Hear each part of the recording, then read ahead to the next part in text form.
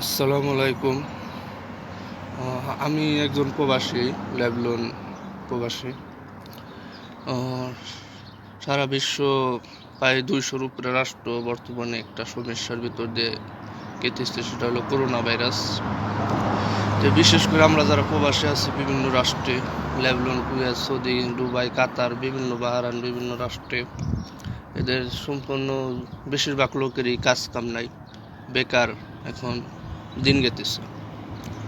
এবং পরিবারে টাকা না পাঠানোর কারণে তাদের পরিবারগুলো বাংলাদেশ অনেক বিপদের ভিতর দিয়েই সময় গেতেছে। হয়তো বাংলাদেশে তাদের কষ্ট কিছুটা হইতেছে, তারপরও আমি একটা কথা আমার জ্ঞান থেকে বলতেছি, এটা হলো এই মুহূর্তে তার ছেলে হোক এবং স্বামী হোক, যেই থাকুক না কেন প্রবাসী, তার কাছে টাকা পয়সার দাবি এই মুহূর্তে যেন টাকা পয়সার জন্য কোনো চাপ না দেয়। কারণ তাকে হয়তো এই মুহূর্তে টাকার চাপ দেয়, সে এই মুহূর্তে কাজ নাই, সে বাসায় থেকে হয়তো তার খানা খাদ্য এবং রুম ভাড়া বা বিভিন্নভাবে তার অনেক টাকা খরচ হইতেছে। দেখা গেছে সেই এখন বিদেশে অনেক কষ্ট আছে এবং বাইরে যদি তাকে টাকার জন্য চাপ দেয়, তাহলে সে দুইটা চাপ একসাথে হয়তো নিতে পারবে না। অনেকজনই আছে অনেক আত্মহত্যা করবে, কি টেনশনে সে হাফ ফেল করবে, অনেক সমস্যা এবং অনেক প্রবাসী অনেক বিপদ মুখী হইব।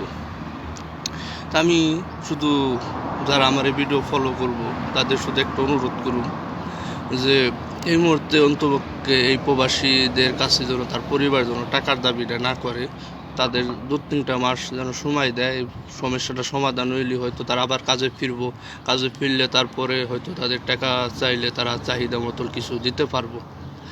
তাই আশা করি আমি যা বুঝাইতেছি তা অবশ্যই আপনারা বুঝছেন। তাই হাইতে বাঁচলে হয়তো বাংলাদেশে যা আমি কোনোদিন দেখা সাক্ষাৎ বন্ধু বান্ধব আর আত্মীয় স্বজন আছে তাদের সাথে দেখা হইব। আর মরে গেলে হয়তো আমি চাই, কারণ বর্তমানে যে সমস্যা কিরা বাঁচবে কিরা মরবে, তাই সেই জায়গাতে কইতেছি যে হাইতে বাঁচলে দেখা সাক্ষাৎ হইব, মরে গেলে দাবি দোবা যার যা আছে, কি যদি কারোর সাথে কোনো বেদবি কি কষ্ট দিয়ে থাকে তাহলে তার জন্য ক্ষমা চাই। তাই আসসালামু আলাইকুম, আশা করি সবাই ভালো থাকবেন।